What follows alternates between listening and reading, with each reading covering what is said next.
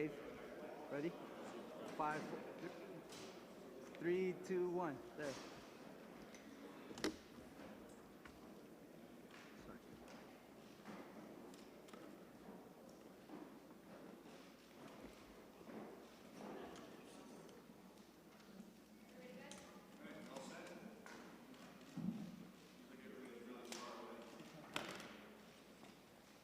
Afternoon, everyone. Thanks for being here. Welcome to be here from Mayor Blasio, and of course from our Chief of Crime Control Strategies, Lori Pollock, as well as the October Crime Figures Freedom.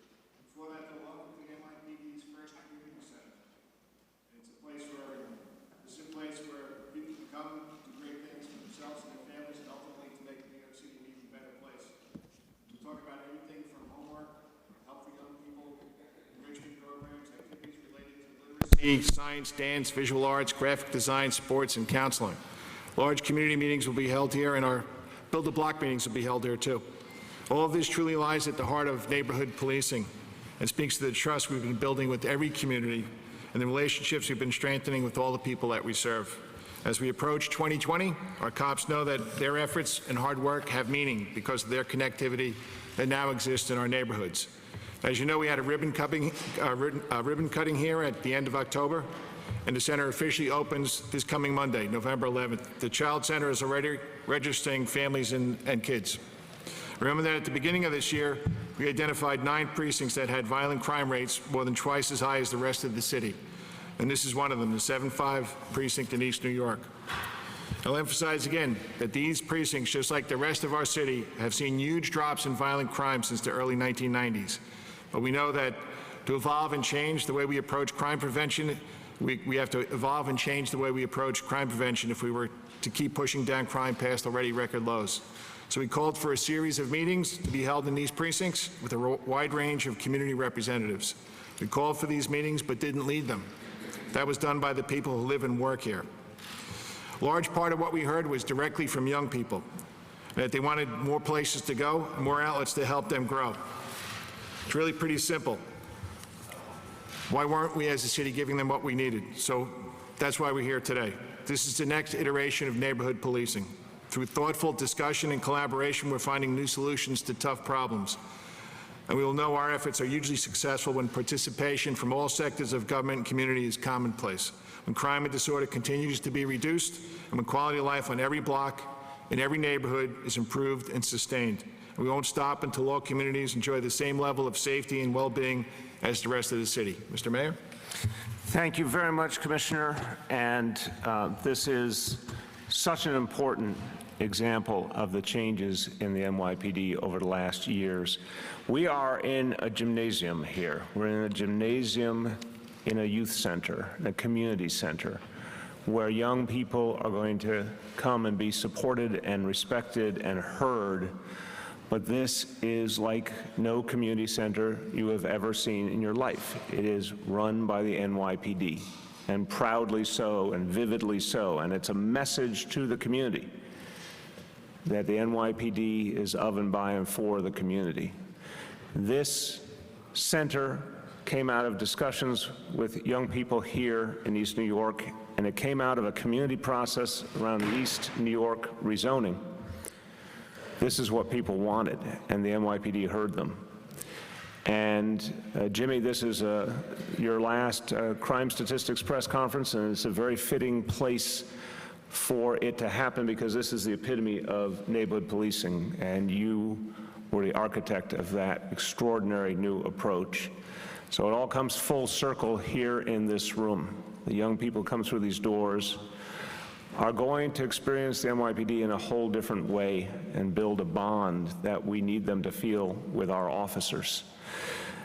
I want to thank everyone who is here. Thank you very much. The team of leaders of this department who feel this philosophy so deeply. And it's really powerful to see it take this shape. This is one of the most vivid examples of this approach. I want to thank all the leadership of the NYPD present: First Deputy Commissioner Ben Tucker, Chief of Department Terry Monahan, Chief of Detectives Dermot Shea, Chief of Community Affairs Nilda Hoffman. A special thank you to you. As some of you were on the tour with Nilda and I, this was a labor of love, and she led the effort throughout to make this happen, so congratulations, Nilda. And thank you as well to Assistant Chief of Patrol Fausto Pichardo.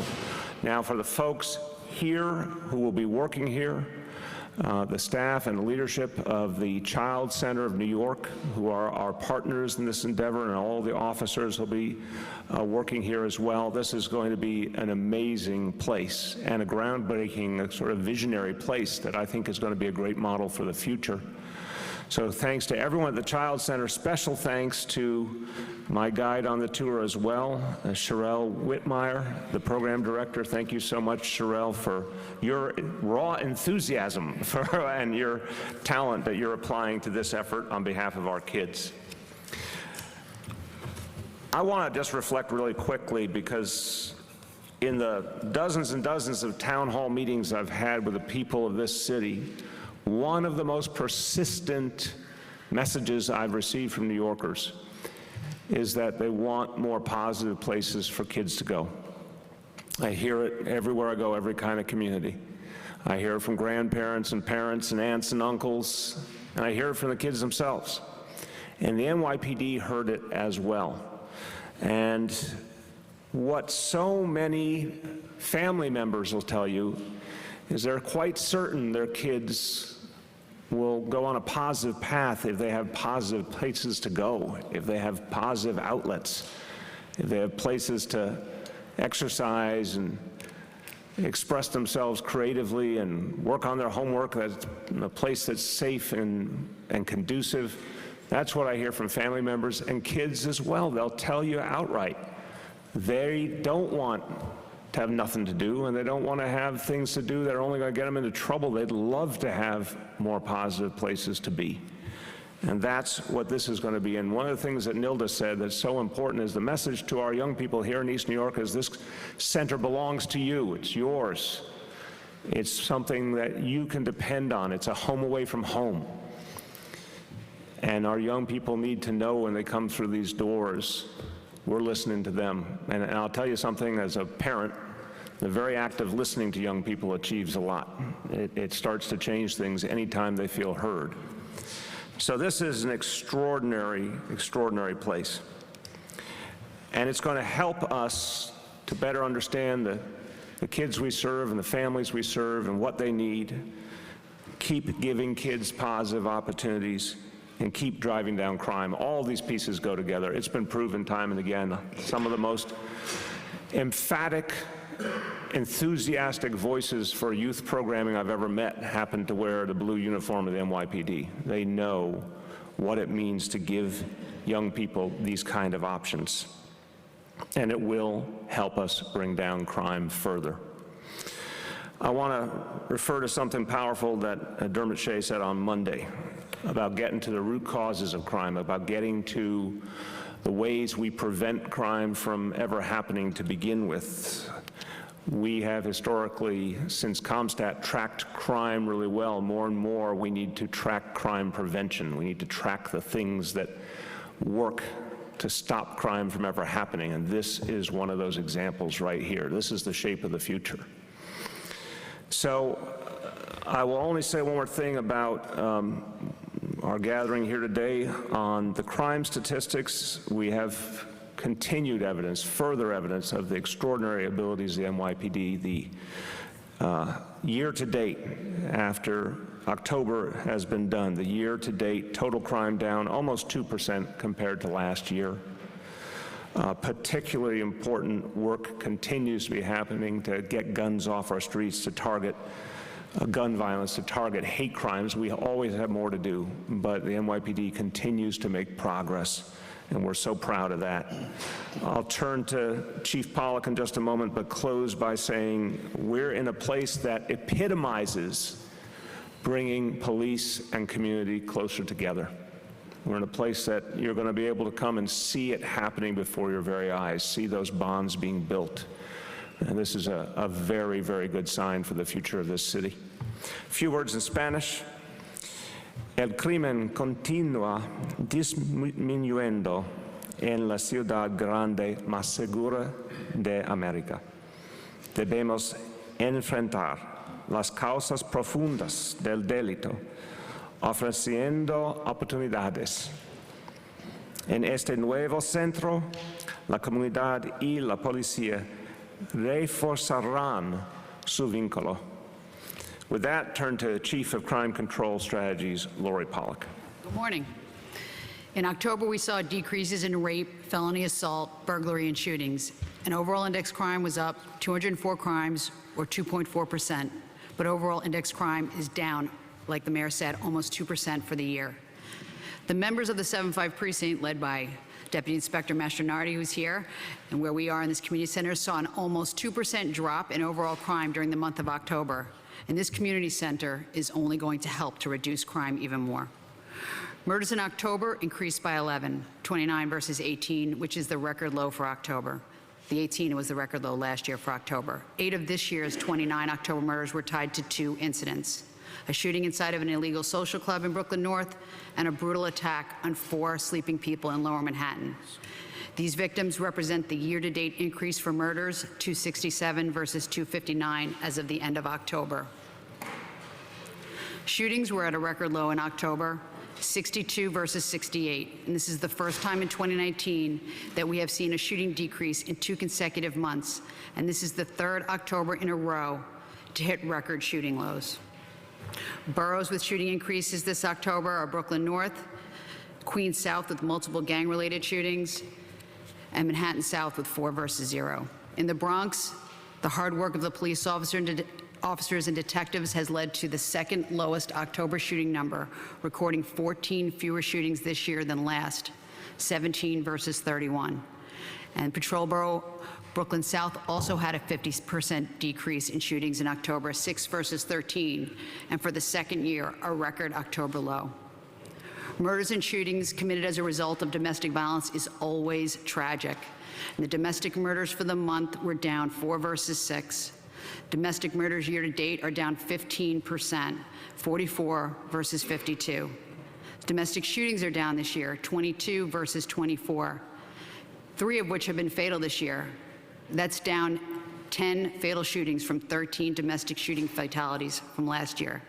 And again, this highlights the importance of our commitment to removing guns from households where there have been reports of domestic violence. And this year, we have removed 126 guns by following our domestic violence gun strategy against the 48 from last year.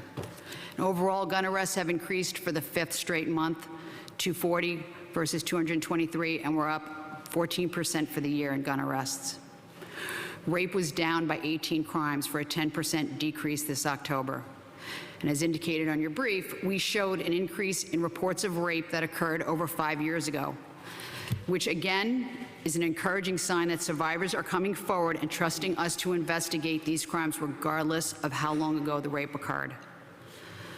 Robbery is up citywide 17%, or 192 robberies during the month of October.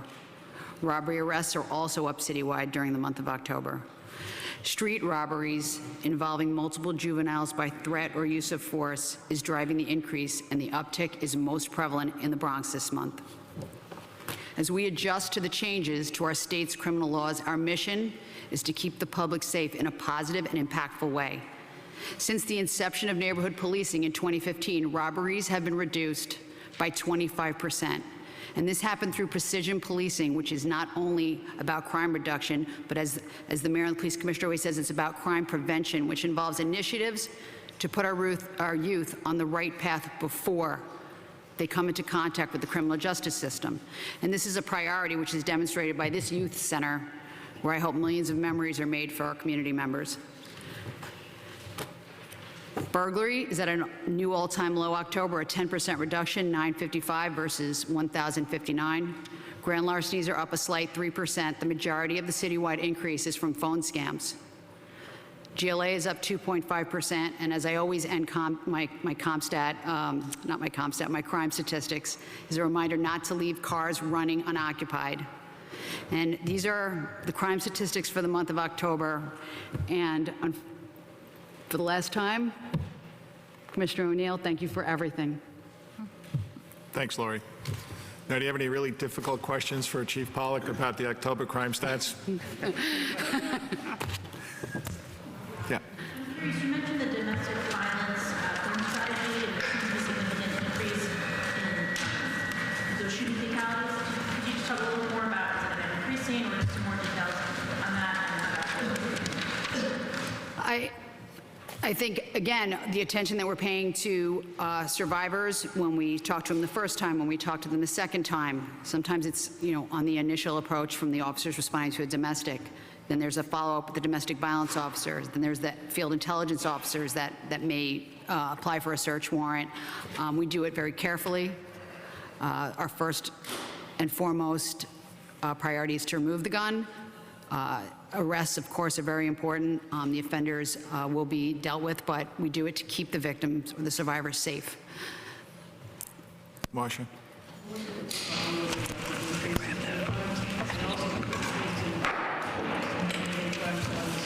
Okay, so we're going to do that in two parts, if that's okay. Chief Monahan's going to talk about our overall approach to prevention, and Dermot's going to go into some investigations. Over the weekend, as you saw in the 6-6, we had 4 incidents that happened in a short span of time. Guys jumping out, trying to scare people, pushing them. So we immediately responded with patrol, added additional vehicles within that command. 3 additional cars came in. We set up a temporary headquarters vehicle to gather information from the community, do as best we can to help the detectives move on with the investigation. So we have a lot of resources in there looking for these individuals, which leads me right back to Chief, soon-to-be Commissioner Shea, and the investigative angles that they're working on. So as Chief Monahan said, 4 incidents, three in which people came forward, a 4th that was brought to our attention. All 4 occurred roughly within 35 minutes of each other. I would categorize it probably on a 6 by 8 block area. It was a pretty tight area. I can tell you that there has been significant progress on the investigation in terms of who we believe is responsible. It's pointing towards individuals that I would categorize as in the age range of probably 15 to 20 years of age. I think that in the days to come, we're probably going to have more to say on that. We had some similar incidents about a month ago, and we are looking to see if that could have any relation. What we've seen this weekend in these incidents is a car pulling up, anywhere from 2 to 4 individuals in that car. In one incident, they shine a flashlight and yell. There was anti-Semitic language used in one of the incidents. And another one, it involved physical contact, where somebody got out and pushed individuals walking on the street. So we take these incidents extremely seriously. As I said, the Hate Crimes Task Force has been plugged in from the start, and I think as the investigation proceeds, it's already moving very rapidly. We should have more to say on hopefully some arrests in a short time. Chief Delatorre is going to talk about the subway. Yeah, Chief Delatorre is going to talk about the subway. As to the subways, we do have an increase this year. We're at about 68 versus 44, 39. Actually, 55 of those are graffiti related. Of the non-graffiti, 13 were against a person in the subways. Of those 13, we have 8 arrests on those at this time. Of the 55 graffiti related, 39 of those were anti-Semitic in nature, which is a little more than double what we had last year at this time. So it's basically SWAT stickers being drawn in various places around the subway, sometimes on the train, in the bathroom, sometimes on a pillar in the subway. We have stepped it up. We have really good coordination with our New York City Transit partners. We investigate every single incident, and we also have, and I'll say that we have put in covert cameras in many places where we've seen repeat events. Yeah. Should hate crimes be added to this list of index crimes? Is that part of the plan, and if not, why? So we go over the hate crimes actually every month, as you know, when you come to these crime press briefings. They're not part of the Uniform Crime Report, the 7 majors that we're talking about, they're a subset usually of if it's an attack on a person, it could be a robbery or an assault. Don't have plans on putting them as part of the 7 majors when we list them, but we talk about them every time we get together, and it's important that we put that out there. Just a couple of the lawmakers have asked that they be added because it may be the most discussed crime these days. That's a discussion we'll continue to have with them. Yep, in the back row. Voiced some concern in the past regarding reforms, bail reform being one of those coming up. So can we talk about the October crime stats and then move on to this? What are the things that you look at when you look at a report like this? Is it shootings? Is it number of incidents in housing? All of which we are seeing an uptick in. So when you look at the change of the flow on the streets, what are the indicators in this report that you look at? As far as the upcoming changes to the law, I didn't hear the first part of your question. With respect to the concerns you voiced in the past over certain reforms, Yeah. bail reform, what Right. are the indicators to you? Okay, I got it. There's a lot of echo in here. Like in a gymnasium or something. Something like that. Should be in a hockey rink. I'm particularly concerned about the people involved, a very small percentage of the population in New York City that are involved in violence, particularly murder, shootings, and robberies. We touch them at various points throughout the year, sometimes not for those crimes, sometimes for other crimes. And when we have people with significant criminal histories, we have to make sure that they stay in, so they cannot be, because there are certain people out there looking to do harm to people in New York City and looking to do harm to people from the NYPD. So we have to make sure that there are consequences for criminal behavior. Some people, and it's not a lot, it's a very small percentage of the population. And that's how we've managed to drive violence down over these 30 years, to look at exactly the people involved in violence and to keep them, to make sure that there are consequences for their action. And come January 1st, we're a resilient organization. We'll adapt, but I have real concerns. And Dermot can speak for himself, but I think he's got concerns also. I wonder if you would say something on this issue. I have concerns as well, and I've spoken to it in Albany at the beginning of the last legislative session and throughout. The impulse for reform is exactly right. We have, for not just years, for decades, have had people who were kept in our jails, kept in Rikers, because they couldn't afford bail, even if it was a small amount of money, they just didn't have it. We had people kept in for low-level offenses. There were huge mistakes made, and Khalif Browder is the one we know the best in a horrible, tragic situation, but there's many others. So the fact that the legislature wanted to really move away from mass incarceration, wanted to really make sure we were not holding people in jails because of small amounts of money, that's absolutely right. The question all of us raised was striking the balance. And I continue to raise that question in Albany, and we will continue to work with Albany in the next legislative session because we need to get it right. We need to reduce mass incarceration. At the same time, we have to protect the public. There's a balance to be struck. Tony. Chief Mollick or Chief Shea, there's certain parts of Queens and Brooklyn, and I think parts of Manhattan see, as you said, increases in shootings. Every time we have this discussion, we point to gang, turf wars and fights. Is that still driving this? And the second part of the question is, what is your clearance rate on these shooting incidents? I mean, are you getting arrests? What proportion? To answer your question, Tony, in Manhattan and Manhattan North, the uptick in shootings, I would say, is absolutely narcotics and gang-related. We did see this month in Manhattan North, we saw 3 domestics, so there wasn't a real common thread with the homicides this month, but as for the year, that would be the driving force, narco and gang. Queens South, I would absolutely say, and I'm sure Chief Shea will speak about it, absolutely gang-related, and that's what you asked about, right? Yeah, Tony, when you look at Queens South, I mean, it's absolutely a gang dispute that's been going on. It's been going on for some time. It's been, you know, a real focus of Chief Joe Kenny and his team out there with all the investigators, working with Dave Barrera and the patrol cops, trying to come up with a coordinated plan, working with violence interrupters in the area as well. Really trying to envelop who are the individuals involved. There's more work to do. When you look at the recent incidents with the 14-year-old that was killed on the basketball court, that remains an open homicide. But we know definitively that that incident is linked to other shooting incidents. The 16-year-old girl that was shot in front of the school, which has an arrest.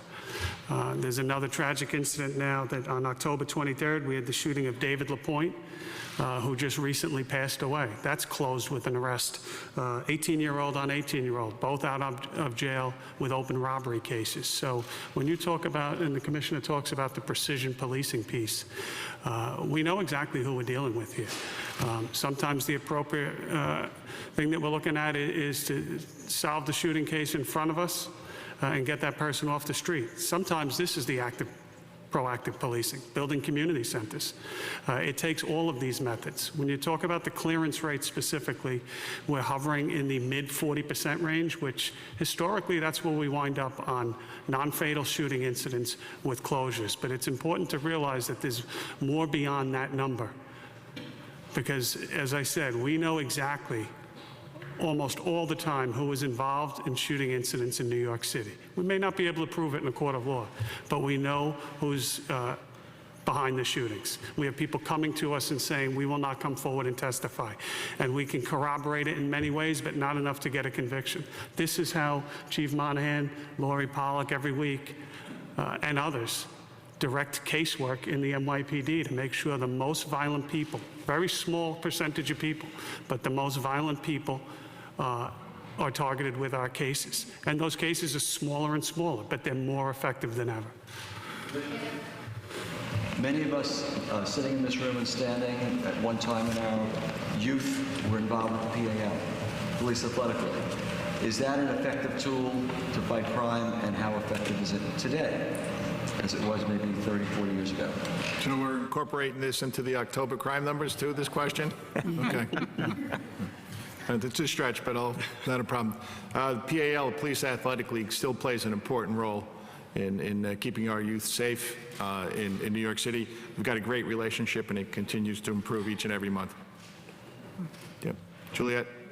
Chief Powell, you mentioned the car thefts, and you're asking people not to keep their car running. On most, you know, the numbers jumped. Are most of those related to people keeping their car running, or is there some new trend in boosting cars, luxury cars, SUVs? No, that is the trend. The keys in the car running, the fob close to the car so it's easy to start and easy to open. That absolutely is the trend. You don't see anything with luxury cars or SUVs? No. But Juliet, let me just jump in. Can I just send a message to my fellow New Yorkers? Don't leave your car running unattended. I mean, come on, I'm sorry. Every one of us here who lived through the 70s, 80s, 90s, there's no way in hell we would have left our car with the keys in it running. So I'm glad that as we've had a safer city, people get more and more confident. But come on. And especially not with a child in the car. So we just got to ask people to exercise some common sense here. When you get out of your car, turn it off, take the keys with you.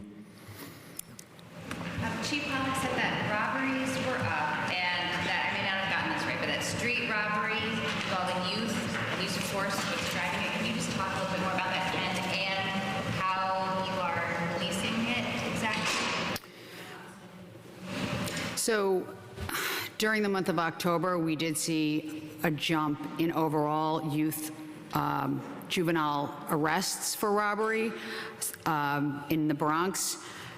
I can give you the exact number. It's 82 versus 16, which is an extreme jump.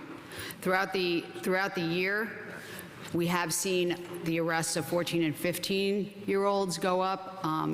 Initially, we saw an uptick in Manhattan South and Manhattan North. They put a very robust plan into place, and now it is definitely centered in most precincts in the Bronx. Again, we talk about our initiatives to intervene in, juveniles that may be going down the wrong path. Talked about this community center. We have Options, which is a great program through the Chief of Patrol's office, which is a virtual reality emotional intelligence tool, which has scenarios. It's scenario-based. Some are, gang-related. It started with gang-related scenarios so that kids could make the right decisions, but it's expanded to include domestic violence, the dangers of opioids, and hate crimes. So the Explorer program, there is no shortage of the NYPD trying to steer youth, in the right direction. Marco. Chief, it's been a while since murders have been up for the year, this late in the year. Can you talk about when the last time we ended the year when murders up and then are you concerned about how that may play out in the public perception if in fact murders are up by the end of the year? So last year and the year before that, we ended the year below 300 murders. I still am very optimistic that we will end this year under 300 murders. That's the trend right now. That's what we're on pace for. So that's. Murders are up. I don't have that right at my fingertips, but I will get that for you. 295. Yeah, look, I'm sorry. Everyone every day looks at these numbers, all of us up here, and the goal is to drive them down every single time. I think people know in this city that we've gotten substantially safer. I think there are some voices out there trying to portray New York City unfairly, and real New Yorkers know the difference. This is a city that has consistently gotten safer and stronger. But of course, anytime a number goes up, first and foremost, it's about a human being, and that's what matters most. But yeah, we don't ever want to see anything that takes away people's confidence, so we're going to keep fighting to drive the numbers down. And when you look overall, that has continued to happen. In fact, it's kind of something that really should be reflected on. How has this department been able to set new records regularly, including in the course of this year? So I think we can and will do better going forward, and this year ain't over, and I'm very confident. I'm just going to jump in a little bit. I just wanted, so whether we're up 6 or down 6, the murder rate is still approximately 3.4 per 100,000. And you look in 1990 where the murder rate was 30 per 100,000. So the numbers are small, the percentages might be up, but the numbers are very small. And as the mayor said, Terry, Dermot, Lori, we all look at every murder, every shooting comes over our phones, and we make sure that it's fully investigated. And if the numbers start to increase, we have to make sure, with Rodney's help, that we have enough people there doing the job. Yep. Chief Shea, you mentioned the 4 incidents, the 4 hate crime incidents. We talked the 6 and 8 block area, and I probably missed it. But where was that in this? Within the confines of within the confines of the 66th precinct in central Brooklyn. To some of the uptick in crime in South Queens, we were talking about young teenagers involved in gang violence. How did it get out of control this way? Because I remember we were at a press conference, you said, Chief Shea, these same teens are on parole, some of them arrested for other crimes, robberies, assaults, but now we're seeing gun violence. They're arrested for shooting kids. So I would categorize, if you take a look, step a little bit back and take a look at Southeast Queens, take a look at Jamaica, 105, the 103, the 113 precinct. I mean, where's Dave Barrera? Dave Barrera is here, and Dave Barrera has done a hell of a job in Brooklyn North. But they've really done some fine police work in Queens South as well. When you look at Queens South detectives, Queens South patrol coming together, it's a really solid team. They've had some of the largest violent decreases in recent years there. So we never want to see an increase, whether it's large or small in a short period of time, but we do. The reality is we do see flare-ups from time to time in different parts of the city. They're coming off very, very successful years. This has been going on probably with a couple different groups that we're well aware of who they are. Some of it is, I mentioned with the one, I mentioned the link between the basketball court, the school shooting, the David LaPointe shooting where he just passed away. You're looking at two groups, as well as a couple other incidents where people are threatened or stabbed or slashed. We have an arrest on this David LaPointe one. We have an arrest. It doesn't make it any better that somebody lost his life. You're talking about two 18-year-old kids. But unfortunately, we're on a path that we weren't able to correct. Going forward, we have to do better. We have to do better with the police department. We have to do better with the courts. We have to do better together with the community, and that's the bottom line. Now we're going to move to off-topic police.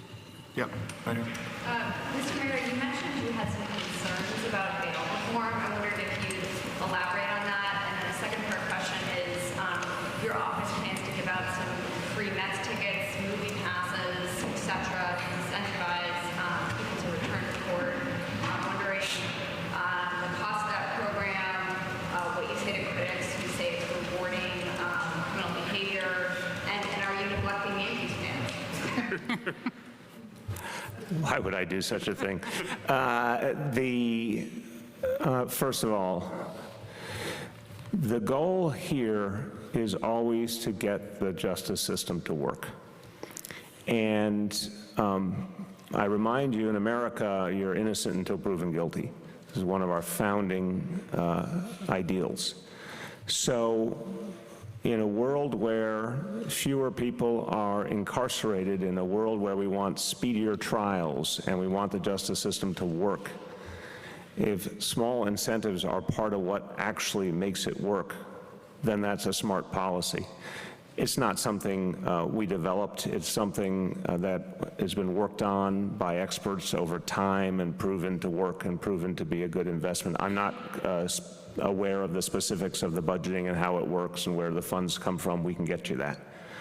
But I think people just should ask a real basic question. What's going to get trials to happen on a regular basis speedily? What's going to help us mete out justice the way it's supposed to be done? What's going to make things work in a new reality? That's all that matters to me. The situation in Albany, I've spoken publicly about it many, many times, so I'm going to reiterate, I can do that, what I've been saying since I gave testimony back in February in Albany.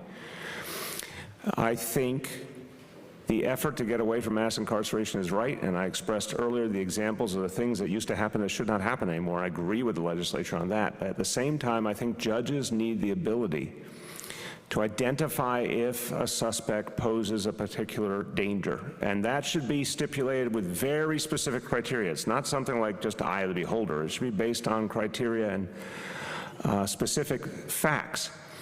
But we all know there are times where someone could be a danger to others, but also could have the resources to make bail. So bail alone is not always the answer. And I've talked to a lot of judges, I name a lot of judges, and they're frustrated that they don't have that tool, that kind of common sense tool. So this is a conversation I've had repeatedly with legislators in Albany. It's a conversation I'm going to have with them again. Yeah, Hazel. Chief Shea, your feelings about this. It's been alluded to earlier that you're not a big fan of this bail reform, but how do you feel about this incentive program? Can I just interrupt for 1 second, because I don't, you said a question, very honest question, but I want to make the point again. You can be a fan of parts of the bail reform, but still want other things to be addressed. So I'm a fan of bail reform, but I'm not a fan of forgetting to give judges the ability to make a judgment based on the dangerousness of the suspect. I don't think it's an either or. I think we could have both. Go ahead, Chief. Sure. So I would just say that the key word here, I think, is balance. I think we've demonstrated that we're for reform. We want intelligent reform. We want to be part of that process. We think we have, quite frankly, something to add to that process. So for all the things that have already been said about up here in terms of bail, keeping somebody in jail because they can't make a $200 bail, I don't think you can find somebody, myself included, that would consider that fair. But are there some elements of the reform that concern me? Of course, because ultimately we have the responsibility of 8.6 million people to keep safe, and anything that could disturb that delicate balance that we keep. We think we're very fair.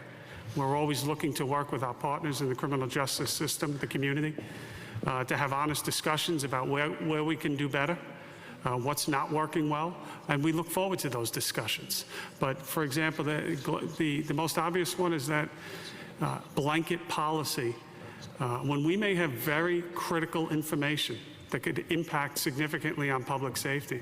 Other parts of the system may have it, for example, the judges, prosecutors, and to have a blanket one-size-fits-all. I think perhaps we should have a discussion about, can we do better than that? I'm sorry? I really don't have any information in terms of costs or anything of that nature. I don't think it sounds too significant. I think you have to have a large conversation, be open to change, be open to trying many different things. To me, this, Jim, is crime fighting. And that's another example. So let's take a step back, look at the big picture, what works. Because we all want the same thing. We all want New York to thrive. We want a safe city. I'm sorry? Rewarding criminal activity? I think I just answered that. Right here, front row. Commissioner, we reported that it was NYPD that had an issue with the Fifth Avenue holiday mitigation plan. As a partner of Vision Zero, how come you blocked that plan? Say that again? They didn't block the plan. Hold on, guys, I'm always going to say if I hear something not factual, it's my job to help you. They didn't block the plan. The plan had not been approved. Or anything like that, we need to, at City Hall, understand the perspective of all agencies affected and what it's going to mean for people overall in this city. Somehow that was put out or leaked out at DOT before it had gone into that process. That's the bottom line. When that process is actually done, when all the factors are considered, we'll come to a decision. Was NYPD not informed about the plan? Again, I just want you to, I'm not sure you heard what I said, so I'm going to say again, there hasn't been a full process to make a decision. Once there is, we'll announce an outcome. Go ahead. Yep. Just to follow up on that plaza proposal, I'm just curious, Mr. Mayor, when the last time, other than for the tree lighting, you had to actually walk through those crowds near Rockefeller Center during the Christmas time? Because I have to tell you, there's no one who walks through that who could think that having thousands of people is safe in such a small area. And I was wondering if you could talk a little bit about that, and maybe some of the police officials too. Yeah, I'm not sure. I appreciate your point. I've certainly spent plenty of time there over years and years and years, and I go to Rockefeller Center for a lot of things, including there's a major network there I spend time with. But I don't think the 2 points are mutually exclusive, meaning I think it's right to say if you have a big crowded area, how do you address it? How do you make it work better? How do you make it safe? But anything that involves blocking off streets comes with real ramifications as well. So the point is we need to weigh all those factors, and that has not yet been done. Yeah, we've been meeting with DOT on this for a while, ever since last year, trying to figure out a plan. We've made changes. We put removable barriers out in the streets where we gave extra lanes to pedestrians. And these were discussions that we were having. Matter of fact, I'm meeting with them again this week to come up with a plan. How it leaked out in the press, I don't know how anything leaks out in the press, but it got out in the press before we had a finalized proposal on how this was going to work, how's the best way to keep pedestrians, keep everyone safe in that neighborhood. And we will have a plan that will work a lot better. Yep. Right here. So, follow up on the same issue, this was scheduled in the letter that was sent to the community board to take effect right after Thanksgiving, so we're just a few weeks out from that. Is this idea still on the table? Might it happen, or is it not going to happen for this year? I guess that's this plan. You're talking about the plan. We're sitting down together with DOT, this week again, like we've been meeting with them, to come up with a plan. Thanksgiving's still a couple of weeks away. We adjust, we make plans overnight in the city. We can get this done, and we will have a plan that works both for the vehicles traveling in the area and the pedestrians that are visiting the area. Tony. Apart from bail reform, another looming change is the discovery requirements, which are going to accelerate. Prosecutors have complained about it, worried about it. Crime labs around the state are worried about it. Have you have any concern about the way the timetable on discovery of criminal cases is going to impact your ability to turn over materials that are needed for the defense under these new accelerated timetables? I have real concerns about it. We're talking about a 15-day process to turn over discovery materials. So that means we'd have to get it over to the prosecutors probably between 7 and 8 days. It might be at a high cost. I mean, we took a look at what it's going to cost the NYPD to comply with with the new law that takes effect January 1st. We're talking about $100 million. Yeah, and I'd like to remind everyone that's a total unfunded mandate. And this has been happening a lot in Albany. So we, of course, will follow the law and will provide the PD with the resources they need. But we have to see how it works in real life conditions. I just wish our friends in Albany would remember to send money along when they ask for these big changes. And it's bad for New York City, but it's really bad for a lot of other parts of the state that simply can't afford it. Dave? Mayor, I get your thoughts on the president coming to March on Veterans Day Parade this Monday. And also, Commissioner, I want to ask you, does that cause some concerns, or are you expressing that at all to the Secret Service, or what, to see a president actually marching? Yes, Dave, let me jump in before Jimmy goes. I don't understand he'll be marching. My understanding is he's coming to the opening ceremony only. Obviously, that's a huge security challenge, but the NYPD is up to it. They can talk about the specifics, but it is an unusual situation to have a president in an open-air setting like that. But I think the important thing here, and I hope this is the spirit that the president will bring to it, is this is not about him. This is about our veterans. And, you know, as a child of an Army veteran, the fact is there are really profound issues we should focus on Veterans Day. We should focus on, you know, ending all veterans' homelessness. We've made a lot of progress on chronic homelessness, but this country shouldn't have any such thing as veterans' homelessness. We should focus on ending discrimination against veterans. We have a law here in New York City that bans discrimination against a combat veteran. But you know what you're seeing all over the country is veterans being discriminated against because they were in combat, and employers think they have PTSD and are not willing to give them jobs. That's a horrible talk about catch-22. I mean, that's horrible. That's unfair. These are the kinds of things we should really put the discussion on the needs of our veterans. It should not be politicized. It should not be turned into a spectacle. If he's coming here to truly honor veterans, God bless him. But I'd really like to see something a little different than what we've seen at some of his other appearances. We'll get John Miller to talk about the president's visit on Monday. John?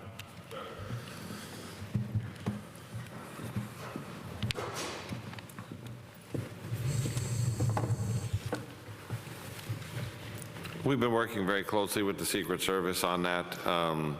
Even going back before his last visit, we've been looking at this visit, the venues, the travels, handling the parade, the traffic. As you know, we just got the president through New York City on the same day as a New York City marathon and managed to work the routes and all that. So I think we're going to be able to take it in stride. We've certainly spent time on the dynamic of him being outdoors in an open space for the wreath laying, but I think we've got that covered. He's a president who appears in open spaces in public very often.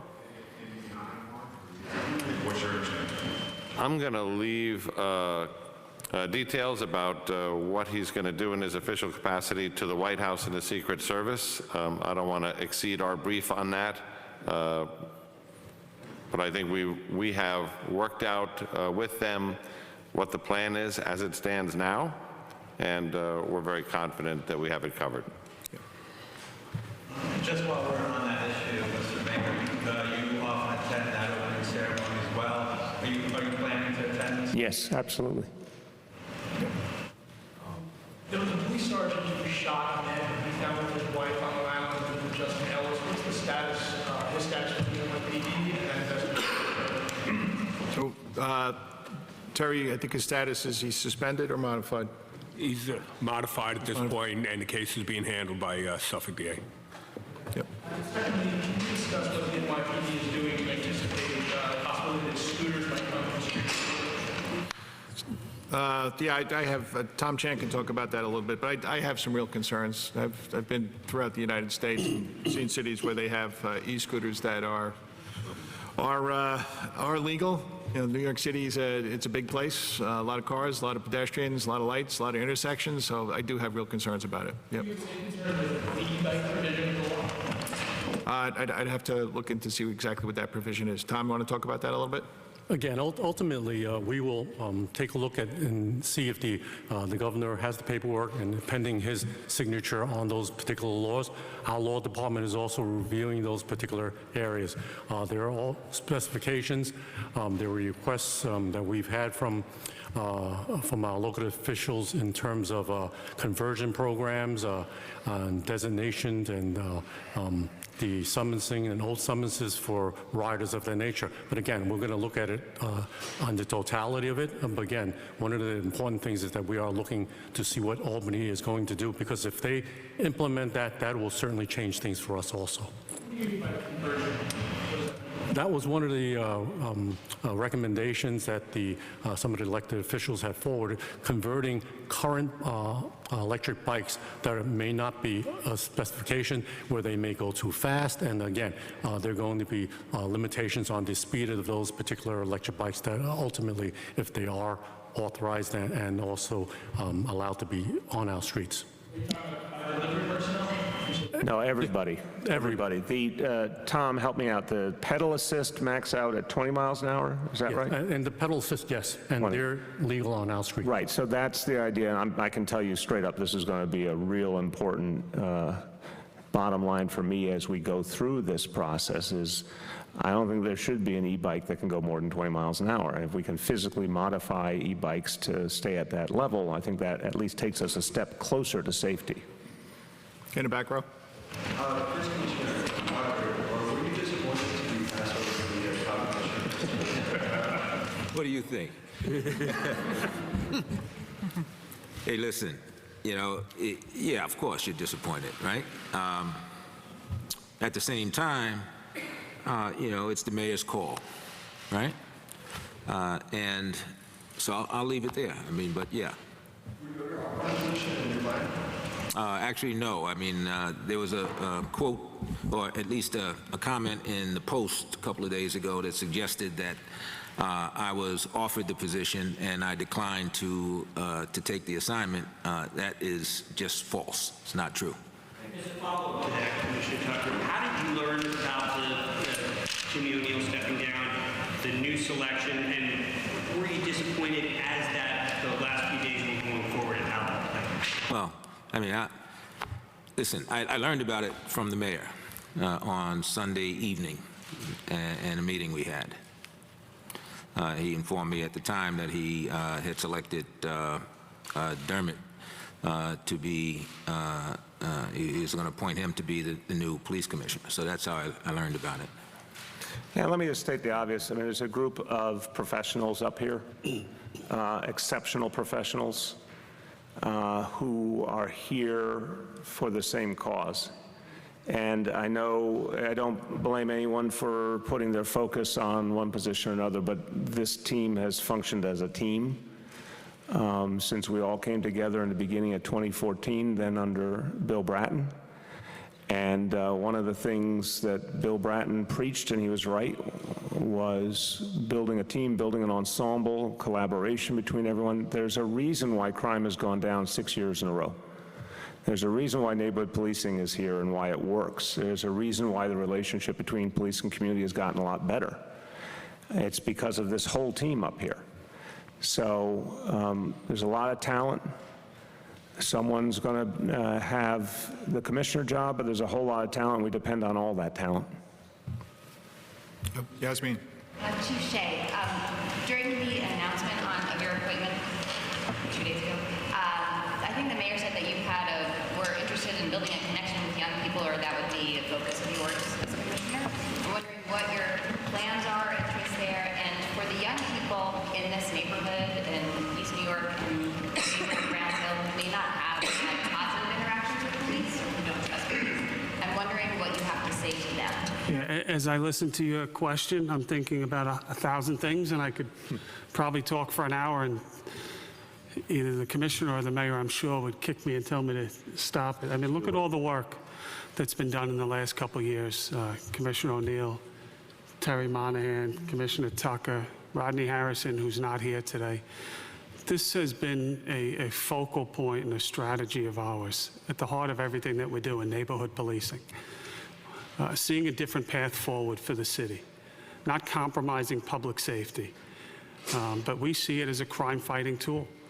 Of course, there's going to be incidents where we're running down the street and tackling bad guys and all that. That's part of a policing too. But we know that there's a different way, there's a better way. Filling the jails with people and then waiting for them to come out and wondering why it's not getting better when they're right back in as a recidivist. You know, it's the same discussion to me as is it a good idea to give people Mets tickets? I don't know, but I'm willing to try different things. Critical at the heart of everything that we're doing is the youth. I don't know the statistics, and I haven't done a doctoral study on where we have a better chance of impacting people. I sure as hell would like to start with the kids and making connections and keeping them from entering a criminal justice system that I think we could all agree. It's pretty hard to change attitudes once you've been in and out of that system a couple times. So, I mean, this is what the police want. This is what the cops on the street want. This is what neighborhood policing is all about. Are there some tough incidents from time to time? I know that nobody's asked yet about the incident on the train platform. Absolutely. That's 1 in a million in terms of interactions that occur every day in this city between police officers and whether it's kids or youth. We want to build on that. We want to take it to the next level, and I'm real confident with the team that we are full speed ahead. Yep, right here. Just back to the changing of the guard at One Police Plaza. Jamani Williams said on WNYC this morning, when you look at who gets bumped up, Benjamin Tucker seemed to me to make the most sense. That's a frustration that was an insult to certain communities that need to be responded to. He also said it's less about this one appointment and more about what seems to be a pattern. The mayor really has to respond to why that is. It always seems there's never a qualified Black or Latino person in certain positions, and that's just a hard thing to accept. I respect him. I work with him. Been a friend for a long time. Just couldn't disagree with him more. Look at this administration, which is the most diverse administration in terms of leadership the city's ever seen. Look at people of all different backgrounds playing a whole host of roles. Look at the number of women in positions of leadership, over 50% in this administration. The fact is, there's always highly qualified candidates for a variety of positions. That's never been a question, and I don't just talk about it, I've done it. You know, we have an African-American woman who's the budget director. You know, I think that's an indicator of the fact that we believe that it is our responsibility to look for the very best talent everywhere and elevate people. But I think it's also fair to say each situation is individual. And when we make a decision, it's got to be, how do you bring all the factors together? Right now, we've got a police department that's doing absolutely extraordinary work. And it was my judgment of the kind of ensemble, the kind of team, each person playing their own position and contributing in their own way. Everyone up here has contributed. It's a question of what player you want in what position. So, you know, I am very, very confident about both the effectiveness of the appointments I've made and the fact that they reflect all of New York City. Echelons in NYPD need to be diversified. I think I saw both that it's still 80%. I don't believe that quote is at all accurate. If you look at the most important positions, you continue to see more diversity, and you will see more in the next few years. There is a process that's happening now where more and more leaders are coming up through the NYPD. The NYPD is changing profoundly. Anyone who thinks it's caught in the 1950s or 60s or 70s isn't paying attention. Go spend time with our precinct commanders, and you see what's happening in the NYPD. You see how many of them are women, how many of them are people of color. Look at our recruit classes, our graduating classes. We just went and talked to the newest class going into the academy. It's 60% New York City residents. It's ethnically very representative of the whole city. It was 27% women. Everything is changing, but in terms of right up here, you see a picture of New York City, and you're going to see more and more as the years progress. Yep. Who hasn't? Nicole, do you have a question yet? I'll give you the second one. Go ahead. Update on the hit and run in Queens this morning.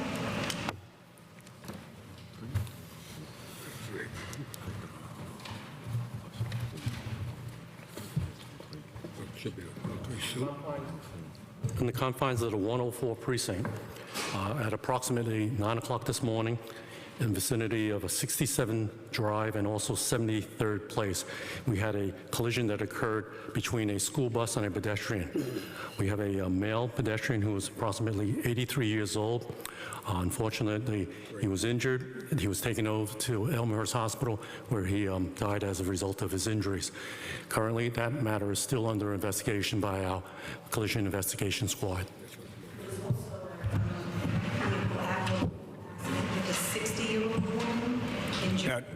I got that. That's in the 103 precinct. That's where our cops stopped the car. We were trying to stop a car at a light. When the car took off, they followed him a few blocks. The individual jumped out of the car. The car continued to roll down the block with no one inside the car, hit the female. And at this point, it's still part of the investigation to find and identify the person that was driving that car. The car had just been recently reported stolen. Dean. It's not crime related, but can you talk a little bit about your new job since it's out there now, Mr. O'Neill? It's not Mr. O'Neill yet. I got 3.5 weeks left. Just real short. It's a great company with a great culture. I look forward to it. I'm going to definitely miss my time as the commissioner of the greatest police department in the world. Never going to work with better people doing better things. So I'll leave it at that. I'm going to miss you too, Dean. Maybe not. No, I'm a New Yorker. There's going to be a lot of travel. I don't want to go into too much detail as to where I'm going to be, but I'm a New Yorker at heart, and I think everybody knows that. John. Commissioner, you're a businessman, you went to the 756, you seized all legal hemp, constructive legal hemp. Has NYPD tested this alleged drug yet? And will they be holding the drug as evidence? Terry, you want to talk about that? Yeah, we got information about a large package of drugs. We got it in here. We field tested it as marijuana. We called the individual in. He was placed under arrest. It is currently at the lab at this point to make a final determination. Was it hemp? The individual had no bill of lading justifying its delivery. So this is all part of an ongoing investigation working hand in hand with the Brooklyn DA's office. Yep. I wanted to go back to the more generic crime stat. I'm sorry I didn't ask this earlier, but and we've not had much more significant topics. But can you talk a little bit? I know you talked a little bit about the rise of murders, rapes, and felony assaults compared to 2018, mostly gang assaults. Can you get into a little more specifics about what could possibly be driving that uptick? Can you repeat that question? Sure. Some crimes that murders, rapes, robberies, and felony assaults in 2019 compared to 2018. And there's some fluctuation month to month. Again, it's something that we talk about every month here, that there are fluctuations, like you said, statistically significant fluctuations at this point. I would be hard-pressed to say. We have hot spots. We address those hot spots. and then we put out a fire somewhere else. But we also do a lot of proactive work, like we said, talking about the youth, talking about interventions, domestic violence, gun program that we talked about before. These are all things that do precisionally keep crime down. I would not say that we are on trend for big crime increases. The year is a pretty good time frame to analyze what we need to do going forward into 2020. But there's no kind of indication as to there's a trend beyond just say a lot of gang and narcotics. No, this is not anything new that we've addressed, and that's why we have so many tools in our toolbox to address these things, because we have been addressing them for years. That's how we've been driving crime down, under 800 shootings, again, probably by the end of this year. So, you know, this isn't something that's new to us. We have the tools, we use them when we need them for a particular situation. Marcia. Commissioner, since we were talking about street safety, I have a question for you and for the incoming Commissioner James P. The NTSB just said that the only way to reduce the increase in bicycle fatalities is to require helmets. They've asked that people in all 50 states, that lawmakers in all 50 states and the District of Columbia and Puerto Rico enact laws requiring helmets. The NTSB said if we do not act to mitigate head injury to more bicyclists, there will be more and additional bicyclists will die. Yeah. My question to you is, will you require people who ride bicycles in New York to wear helmets? And I want to know what everybody feels about it. Sure. Marcia, I think it's time for us to really focus on this in New York City. There is a safety issue that we have to come to grips with. And at the same time, I hear the voices that say, hey, we don't want to discourage people from riding bikes. You know, it's good for the environment and it's fighting climate change. It's good for reducing congestion. I hear that. I really do. But we have to have an honest conversation about the value of bike helmets. And I don't think these two ideas have to contradict each other. I think we have to figure out what's a way to get to the day when people use bike helmets regularly, and we keep encouraging bike use rather than discouraging it. I don't have the magic formula yet, but I think the NTSB is pointing us in the right direction. It's time to have the discussion. It's time to figure out a way to do better. I think that New York City should pass a law. Marcia, I think I said very clearly, I want to make sure we balance those two pieces. I think they really both matter. So clearly, I think it's time to consider legislation or regulation that would improve the situation. I'm not yet going to give you a blanket statement, because we have to figure out whatever we do to do it in a way that keeps people safe but does not discourage bike usage. I think that would be a really bad outcome if we did it the wrong way. I think we have to do it a smart way. I think it's going to take some time, but again, I think the NTSB is pointing us in the right direction. So I think everybody knows that I ride a lot, and I would never, ever, ever go out the door without wearing a bicycle helmet. So I'm a proponent of wearing bicycle helmets. Yeah, I just think with all that evidence, I mean, it probably requires some more study, but it certainly seems like a logical conclusion to me. Probably some more work to do on it, but you know, if there's a simple way, and I'm not saying it's simple, but if there's a simple step that could be put in place that potentially could save lives, it certainly should be explored. Juliet. Yes, the Queens DA, this is for Chief Shea, has a map that indicates some 363 crimes. They pinpoint the crimes. The defendants in these crimes will be released under the new bail reform package on January 1st, and this includes burglaries, robberies, etc. Now, obviously, these are cases in process. How do you protect victims of crimes or witnesses to these crimes when these defendants are now going to be back out? Yeah, we're certainly, I've heard of that. I have not seen that map, but these discussions have been going on literally for 6 to 12 months as we were getting closer and closer to having an awareness that this is the reality. I think, the public should have confidence that the NYPD has been planning for this. We are aware of this.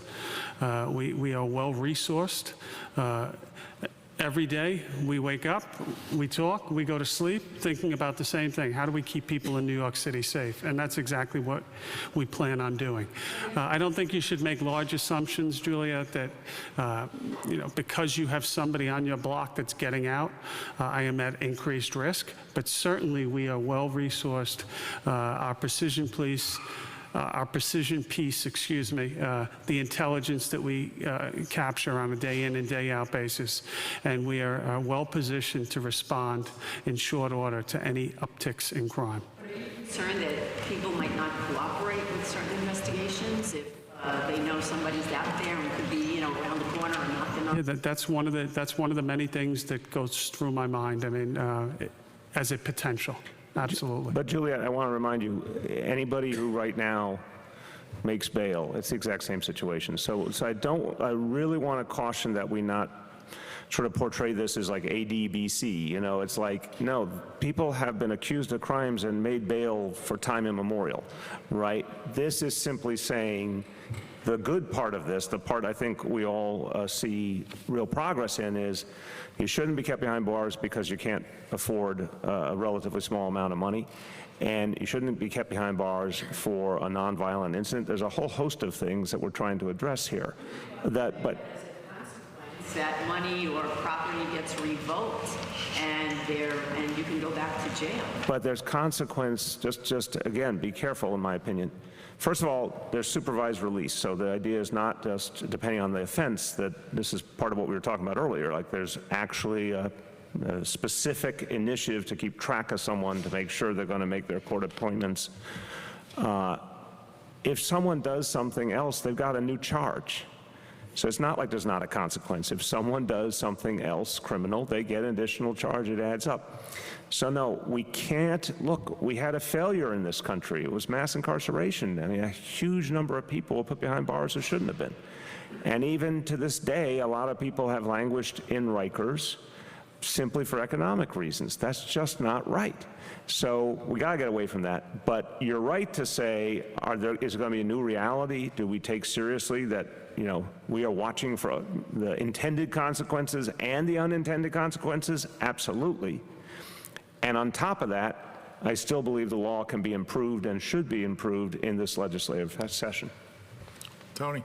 For the mayor, in terms of the upcoming transition in the NYPD, Bill Bradley said that the issue of race and ethnicity should not, in his opinion, be the sole test in the selection process. I take it that's an opinion you agree with. Yeah, look, I think, again, we need to go back to the big picture here. Look at this team of people. Everyone up here, every one of these folks has a share of the trophy of the last 6 years of crime going down in New York City. Every one of these people contributed greatly to neighborhood policing. When we think about all of the changes, Ben has been in the forefront of changing the entire approach to training of the largest police force in the nation. Now every officer is trained to de-escalate. Every officer is trained to work with community members. We've instituted the body camera program. I mean, these are huge, huge changes that have been under Ben's purview. Terry has been leading the way, putting neighborhood policing into action as chief of department. You go down the list, look at all these folks, everyone contributed. My job on behalf of the people is to align the different players where I think they can contribute the best. And that is the sacred mission. When you're talking about public safety, it's, of all of the positions we choose, there's a particular sacredness about getting the team right. So I'm very, very comfortable that we not only have a great leadership, we have a diverse leadership. It needs to get more diverse, and it will get more diverse. I want that to be crystal clear. This is something we've also all been working on for these last 6 years. And I want to give Commissioner O'Neill real credit for focusing on that change that needed to happen, Commissioner Bratton for sure, and there's going to be a lot more. So that's the way I look at it. Last question. I was wondering regarding a potential bicycle helmet mandate, how would city On what mandates? potential bicycle helmet mandate, how would city Well, that's part of the question we have to answer. It's a good question. We look, the fact is we have to balance the whole thing. And City Bike has not come with that requirement, and it's been incredibly successful and productive. We don't want to throw the baby out with the bathwater. So that's what we have to balance. Thanks, everyone. We'll reset.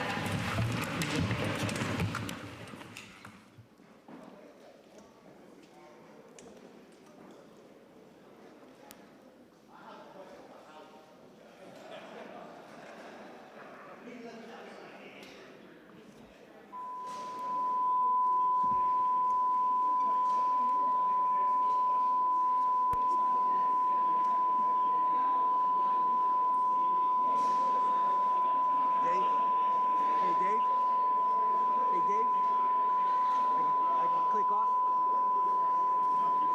Keep it rolling. What's that?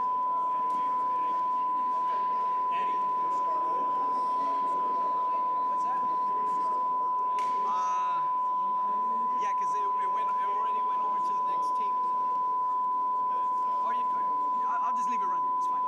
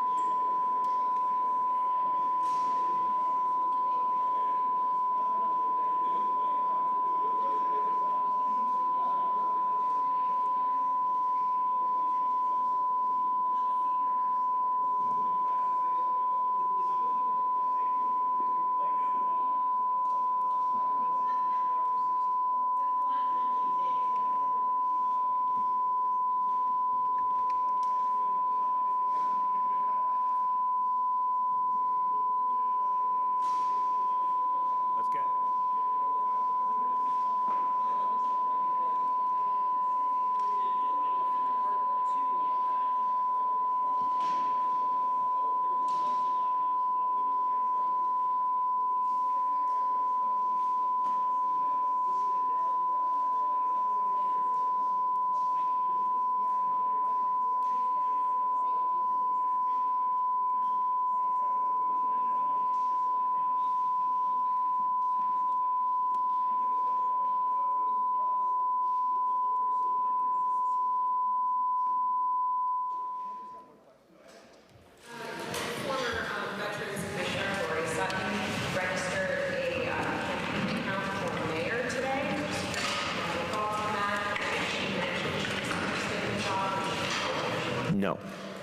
No, she hasn't talked to me about it. I think very highly of Commissioner Sutton. She did great work for the people of this city. served her nation in the Army. She's a great person. She has not talked to me at all, though, about the notion of running for mayor. Yeah.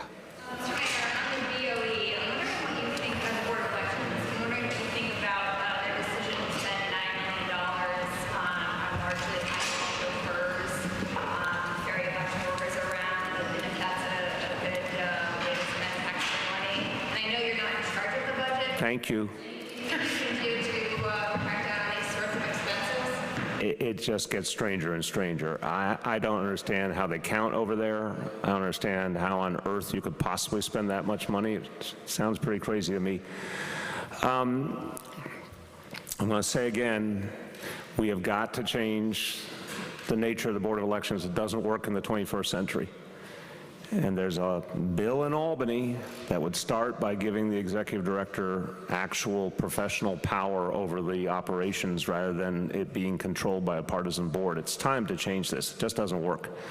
But in the meantime, yeah, we'll push them to, there's got to be a cheaper way to get their people around than spending it on, cars like that. That's crazy. We got to find a better way. Mr. Mayor, the federal monitor for the Department of Corrections found that correction officers escaped possible discipline in 2001 instances in the first 6 months of 2019 alone because the investigations dragged on past an 18-month statute of limitation. So I'm wondering, what your administration is doing about that. The monitor regularly raises important issues, and we take it seriously, and it's a good working relationship, but of course the monitor pushes us to continue to make reforms. It's a place that needs a ton of reform. I mean, I really want to remind people that the Department of Corrections for years and years and years got ignored. It's something I've focused on a lot, my team has focused on a lot of changes are happening, a lot more will. Obviously, we're going to be getting off Rikers and be doing really big structural changes. But something like that isn't the way it should be, obviously. Now, I don't know enough to tell you who all the actors are and where we could improve the situation, but obviously it's not an acceptable situation. We have to find a way to do better. Yes? I'd like to go back to the plan if possible. Yep.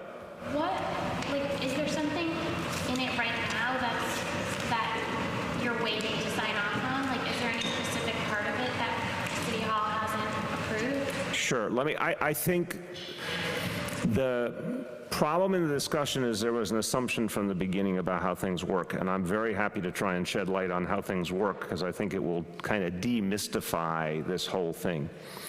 No one agency gets to make these decisions. So it's not surprising Department of Transportation might have one perspective, and however the information came out, whether it was on purpose or by mistake, it just jumped the gun of the whole process of working with all the other agencies, and then the decisions are made at City Hall in most instances. It's not like we respect all the agencies, but we don't say, oh, one has one perspective, another has another perspective, a third has a third perspective, work it out among yourselves. I'm the arbiter when it's something important enough, or a deputy mayor or a group of deputy mayors. So what happened here was that process just didn't actually finish before it was out in the public. And we said, no, we're not going to do something that hasn't been properly worked through.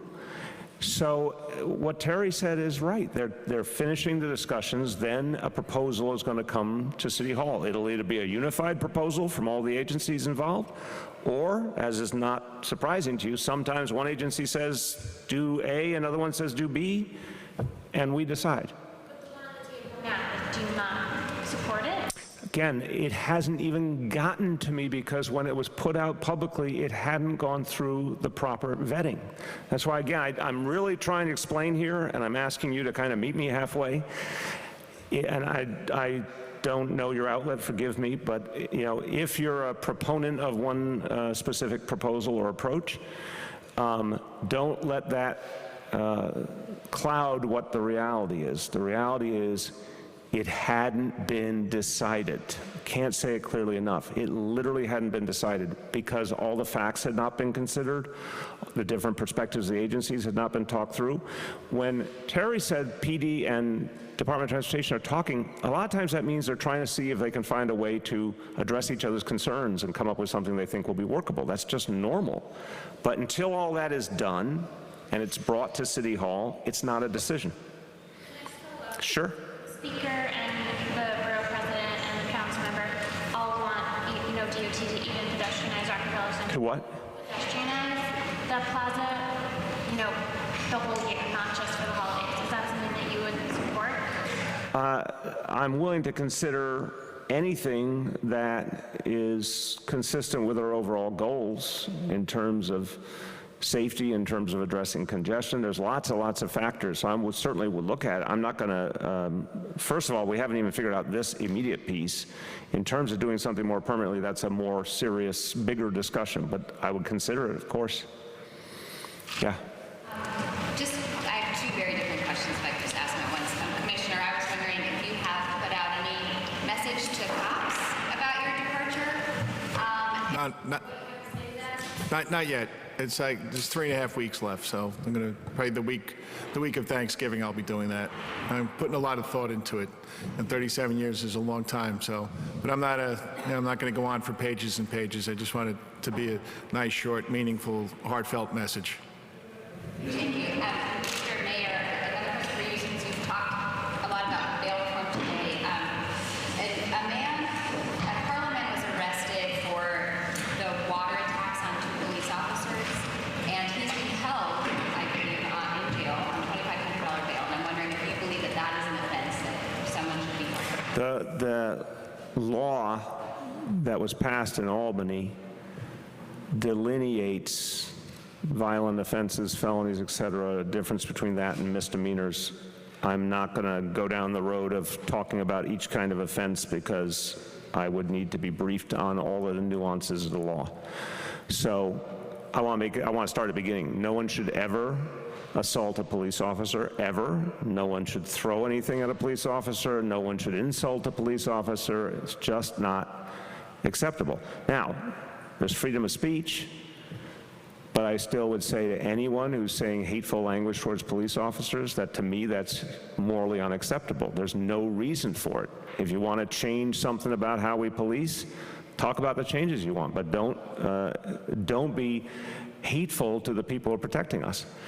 But the bottom line is if anyone assaults a police officer or does anything illegal towards a police officer, you see consistently people are being arrested for those offenses. And going forward, what I believe in with the bail reform, again, the underlying impulse is right. There's still some changes I think needed in that law going forward. Yeah. Given that DOT apparently put out this plan prematurely, will you be disciplining or scolding anyone? Again, will I be disciplining who, please? DOT put out a plan prematurely without authorization. Do you plan to discipline or scold anyone? I'm still not getting a clear enough answer because I honestly have had other things to focus on, particularly in the last week, whether it was inadvertent leak, advertent leak, authorized within, not authorized within. Leaks are just a game. From my point of view, if you're a serious government professional, you don't leak in the middle of a process. So we'll certainly look at what happened, but I don't have a definitive answer on that. I'm less concerned about that as I am getting the process right. What do you personally think of pedestrianizing streets like Rockefeller Center? I think each one is a very individual decision. I really do. I think we have a conflict right now that's an honest conflict. We have the great virtues that come with creating more pedestrian space, and we also have a huge congestion problem. And, there are places where you can take away street space and it works, and there's other places where you can't. And I think you have to call them as you see them, and each one's different. So this is one we're going to consider. Yeah. Mr. Mayor, yesterday the voters, approved choice. Ranked choice voting. So I mentioned, I think last week, I grew up with it when I was growing up in Cambridge, Mass. It's, there is called proportional representation there. It's the same concept. You know, it's easy for people to figure out, and it has some real obvious virtues. The most important virtue is we're not going to have to go through runoffs anymore, and we're not going to have to spend that money for elections, especially with early voting. And I love early voting, but if we don't have to have an election, it's great to not have to have it in terms of budget.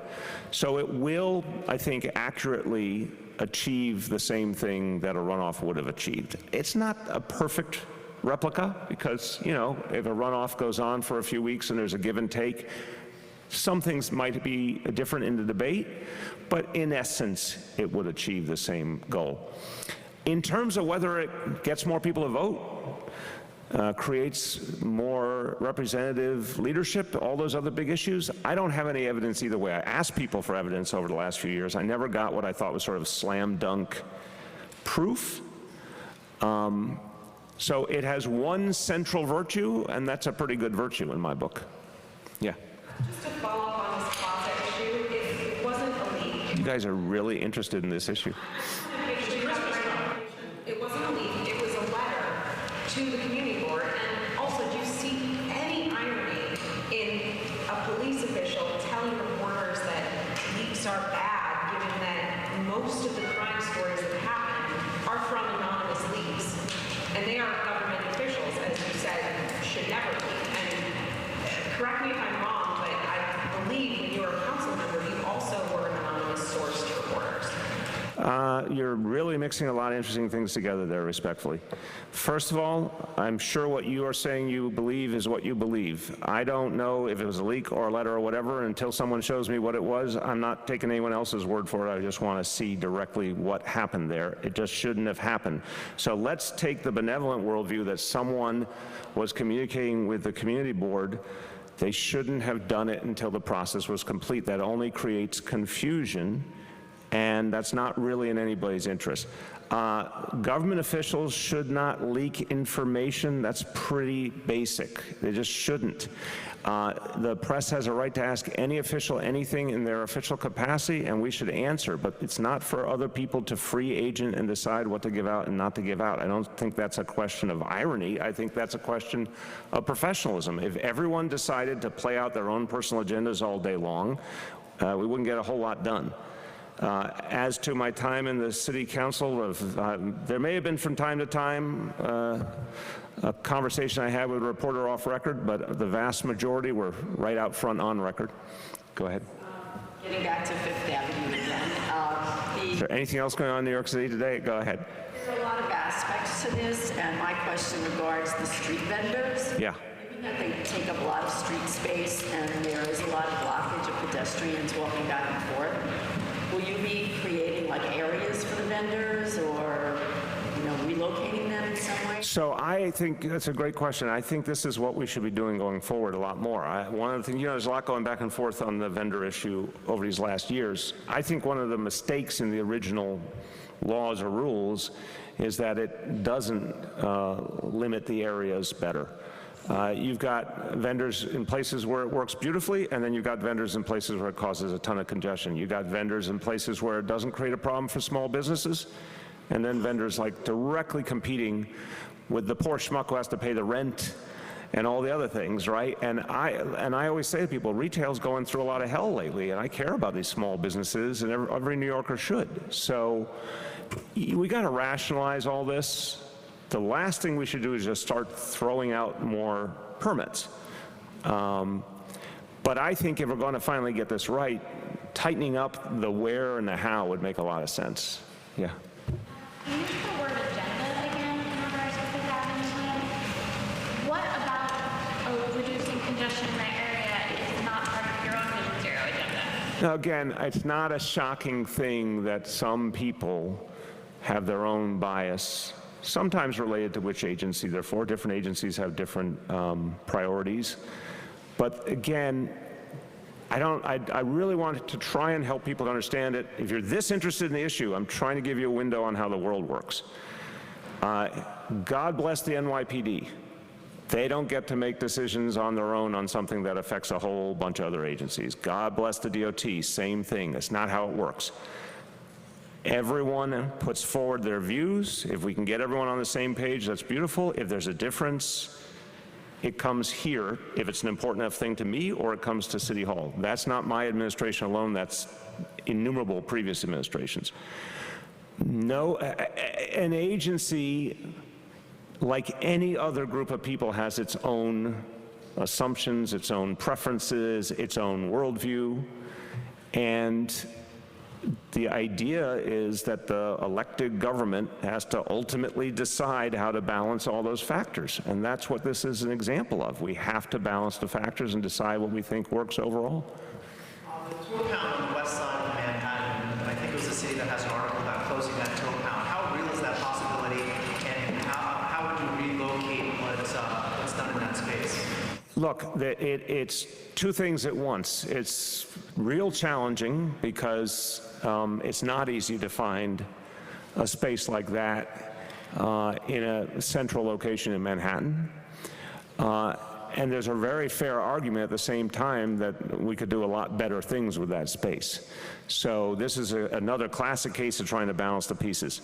I think it's a really fair point that we've got to figure out if there's a better way to do it. We don't have that at this moment, but it's something we're trying to figure out if there's a better way. Yeah. Again, please. Ranked choice voting, you laid out some pros and cons. Did you vote for that question?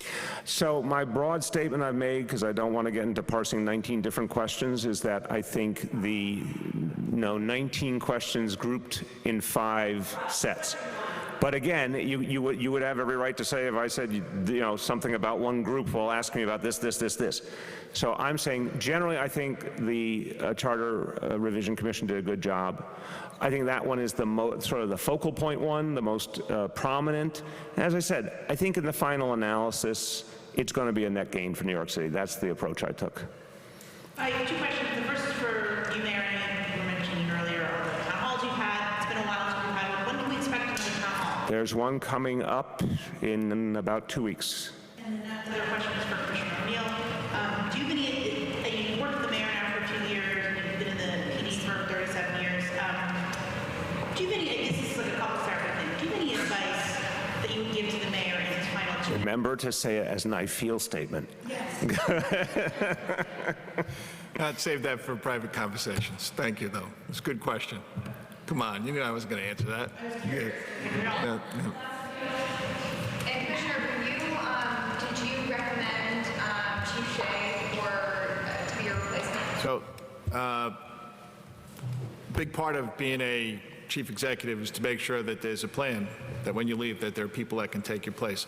I had discussions with the mayor about all the potential choices, and he made his decision. Did you want Chief Shea? His job is not to tell you his private views. Go ahead. Here's the NTSB staff did not issue a recommendation. The NTSB staff did the work, did not issue a recommendation, but the political appointees did. Does that change your analysis on helmets? Second, the NTSB also suggested installing more protected bike lanes. Will you accelerate protected bike lanes given the installation of protected bike lanes? So I don't want to, the question that Marcia asked was about a piece of news, and obviously a very pertinent question, but I don't want to act for a moment like, there's a holy shrine to the NTSB at City Hall. It's like, as with every federal agency, we pay attention and we learn from them, but I think we've all seen, not just in the Trump years, but previously, just because something's coming from the federal government does not make it, the sacred truth. So I'm responding to the underlying point. I think they have a point here. I don't care if it's a political person or a professional person. We've talked about this before. I think they have a point. I think others who are talking about it have a point. I think it's time for us to have an adult conversation, mature conversation in New York City about the safety issues and the need to keep people biking and how we balance them. So, no, it has nothing to do with who the appointee is or isn't. It's just common sense to me. Got somebody all the way in the back. Who's in the back? Yeah. Street Metro Text incident and provide us with any information on the specifics of what you have planned to prevent similar incidents from happening in the So the matter's still under investigation, and police officers still on non-enforcement duties. Any plans for the future to prevent similar incidents? So I've spoken about this a number of times. So the subway platform is one of the most inherently unsafe places in New York City. People need to comply with the police, and of course there's accountability on the police side too. Any action a police officer takes, they have to be accountable for. So this is under investigation. I was a transit cop. I understand if something happens on the subway, people have to comply. But to your question, just more and deeper training, because remember, the goal is always to de-escalate. And I've said publicly too, that was a very chaotic situation in that kind of tight space that Jimmy's talking about. But the goal is always to de-escalate. That officer's obviously been modified. There's obviously a concern there being investigated, but we want our officers to engage members of the public in a way that de-escalates conflict. That's what they're being trained to do. And yesterday, the borough president launched a pilot program to educate homeless students, how to interact with police officers if they're approached. Are you in support of that? Yeah, absolutely. I give Eric Adams a lot of credit for that. He reached out to me about it. Look, I've spoken about this openly, you know, as a parent myself, talking to my son about the right way to comport himself with police. This is an honest conversation we need to have in our society. The point I think Eric Adams is making is a lot of kids don't get that conversation or don't happen to be in a circumstance where someone steps up to have that conversation. We need to help them get that information. We still have to keep working on making sure policing is fair and appropriate, but at the same time, it makes a lot of sense to help young people know the right way to approach a police officer and to do it respectfully, and I think he's on the right track. Okay, thanks everyone.